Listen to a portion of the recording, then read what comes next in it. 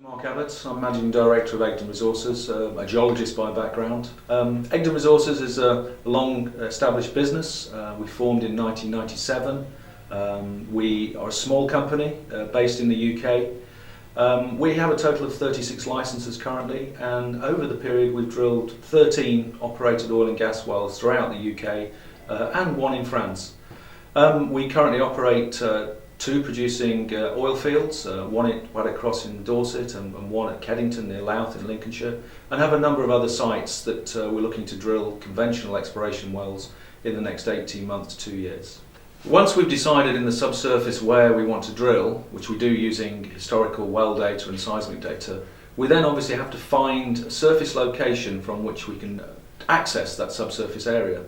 Now that's quite a lengthy process. It involves finding a willing landowner as part of that, but we undertake a screening review. So once we've given our planning advisors, Bart and Wilmore in this case, a location where we want to be able to access on the surface into the subsurface, we then look at things like the location of housing, sites of special scientific interest, sensitive areas, we look at transport, we look at traffic. We look at those houses, those nearest properties that might be affected by noise associated with our operations, and we do that initially on a desk-based approach, and then go out into the field and review the potential locations in more detail.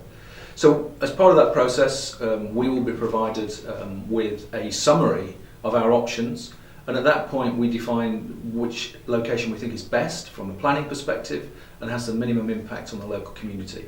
At that stage, we'll start to talk to landowners and see if those landowners are willing to accommodate us. We will then negotiate a lease for a period of time to be able to undertake any exploration activity. And at that point then, we have to go through a process of undertaking very, very detailed analysis of a number of the key points as part of an environmental statement that we submit alongside any planning application.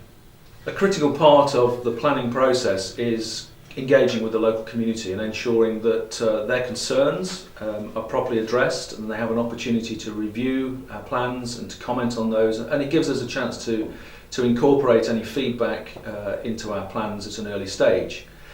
It's an important and statutory part of the process, but for Egdon it's also a critical part of our community engagement plan.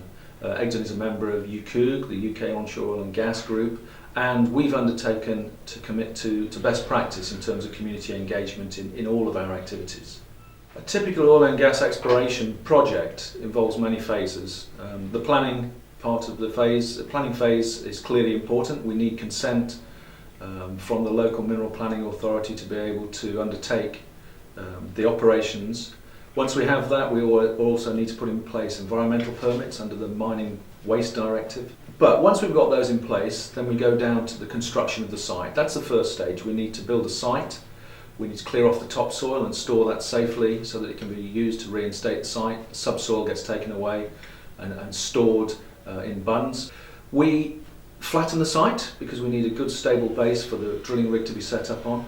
We put impermeable membrane down so there's no chance of any fluids getting into the ground beneath the site.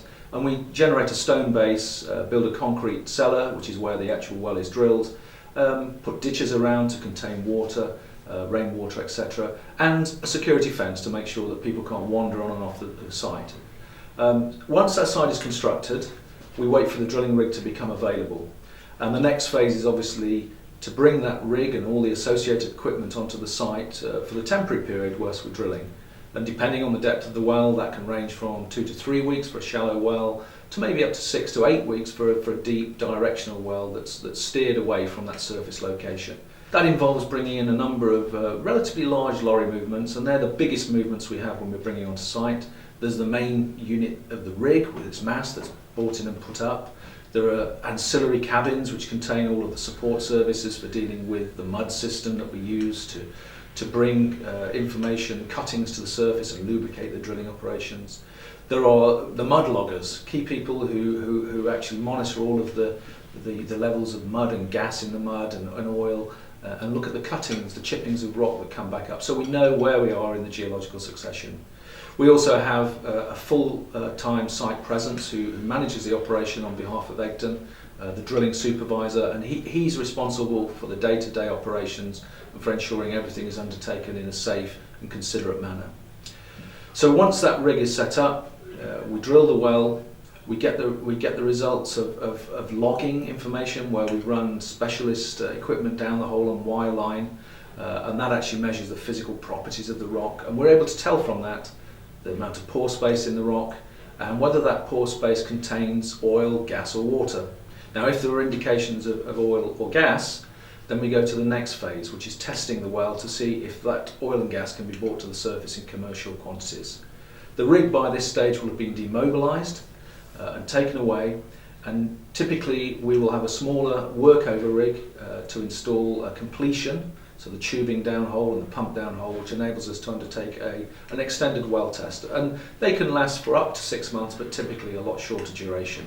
And during that time we'll have a nodding donkey or similar sort of pump at the surface. We'll have some storage tanks. We'll have a flare if there are small amounts of gas that will be associated with the operation and with the oil. And we will pump to storage tanks and periodically take the oil and any associated water away from the site for disposal in the case of water and for sale in the case of the oil. If it's a gas prospect that we're looking at, the test is of a much shorter duration. Typically it will be 4 to 5 days.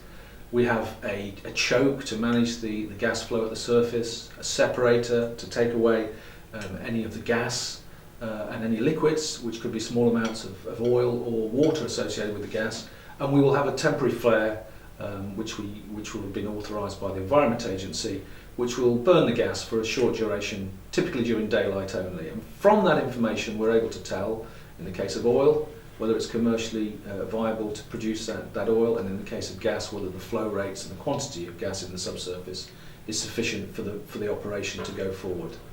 And if we do have a commercially viable prospect project, we will then have to submit planning application for that next phase of the operation, where we develop that into a more permanent site, where over a period of typically 10 to 20 years we will drill additional wells and recover the oil or gas from that site.